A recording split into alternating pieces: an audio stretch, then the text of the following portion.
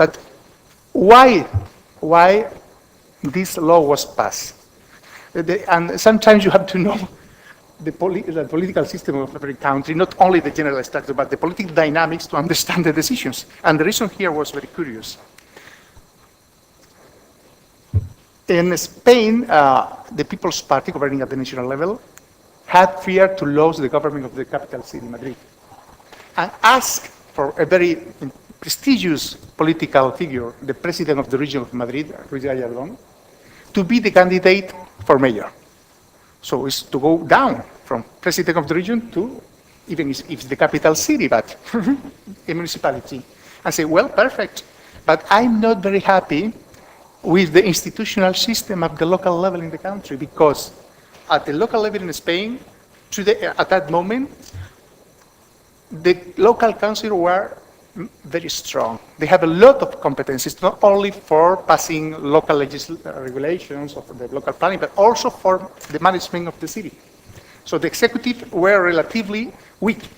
And say, I want a new system where all the executive competencies would be concentrated at the executive, at the mayor of the local government, not in the local council. So if you want me to be a candidate for the city, change the local legislation.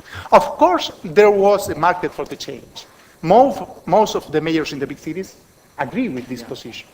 There was a market. But the markets existed before. The position of this important figure changed the position of the state, and they passed this law. It was a very important change, but only at the institutional level. It means more power for the executive, less power for the councils, to introduce a new level of local staff, of local managers, open to other administrations, not only for the local civil servants, but also for state and regional civil servants. Why? Because Ruiz Gallardón, president of the region, wanted to take all his team to the municipality.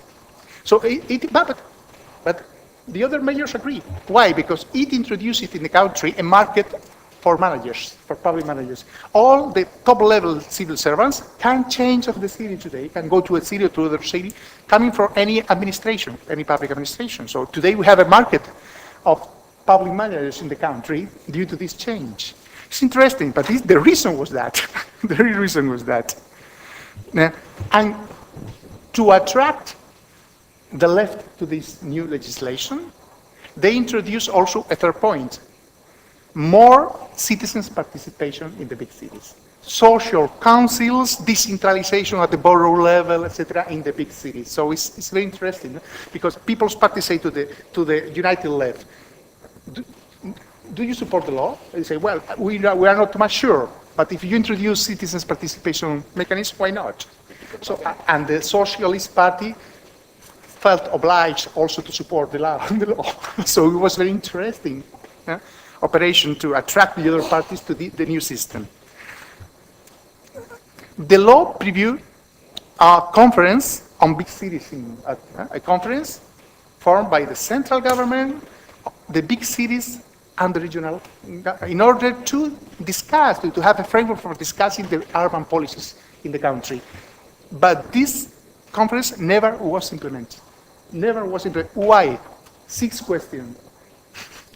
The Spanish Federation of Municipalities, the Spanish ANSI, is a general organization of local governments like ANSI. And in the 90s in Spain, in the 90s, there was a very important, active, informal group lobby of big cities called the G7, 7 big cities. It was not a formal association, it was just a lobby. Madrid, Barcelona, Valencia, Sevilla, Bilbao, Malaga, and Zaragoza, the 7 big cities of the country. And the goals of this lobby was to put pressure on the state for more resources, economic resources, and more competencies, not for institutional change. Not for that. But the position of the Spanish Federation of Municipalities towards this lobby was extremely aggressive. The chairman of the Spanish Federation at those times, municipalities, Francisco Vázquez, the former mayor of La Coruña, and by the way, today the ambassador in the Vatican, because he's Catholic socialist. So he said to the government, we don't accept a specific voice on urban issues. We are the voice for all the local issues in the country.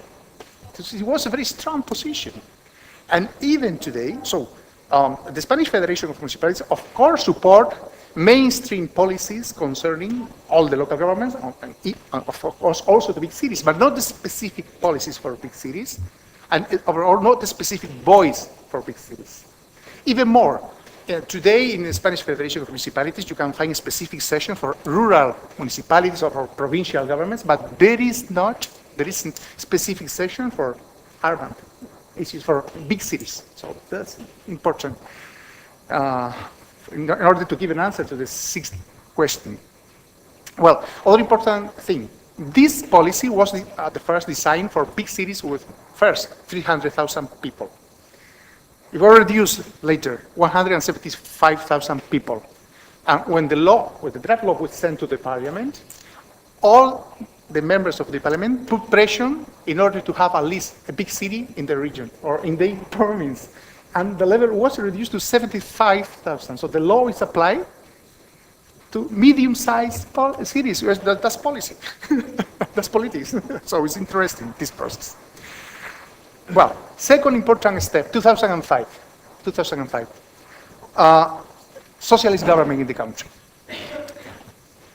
The Socialist Party sent to the parliament special law for one municipality. The capital city? No, Barcelona.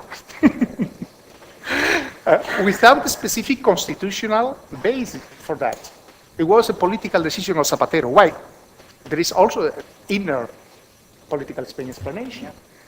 Zapatero had become, some years before, General Secretary of the Socialist Party, thanks to the support of the Catalonia Socialist Party in a very close competition with other candidates. Just 100 votes at the national level separate the first and the second candidate for the General Secretary. And he promised to Mr. Maragall, leader of the Socialist Party in Catalonia, two things. A better statute for Catalonia and a specific statute for Barcelona. It was part of the bill for this support. Nobody understood it out of the political system. Why Barcelona has a specific law, not a capital city in the first step. But this specific law is mostly a symbolic law. Actually, it built up for Barcelona an institutional specific system, which is very close to the national legislation of 2003. Not important differences. And only, especially, it's very important to say that this special law doesn't add significant additional competencies to Barcelona. It's mostly the institutional framework. So, but 1 year later, 2006, with socialist government, after passing the special law for Barcelona, the central government was obliged to pass a special law for the capital city because nobody understood it. So the People's Party put pressure on the central government, and a special law for the capital city was passed in 2006. But it's the same that the Barcelona special law. I mean, special institutional arrangements, not too much different than the national system for the other cities in 2003, and not too much additional competencies for the capital city. So, also important, in the first years of this century, some important changes have been introduced in the local finances system, and for the cities with more than 75,000 people, these cities have a small part, a very small part of the income tax and the add value tax. Only these cities, not the other municipalities, have a part of these important taxes.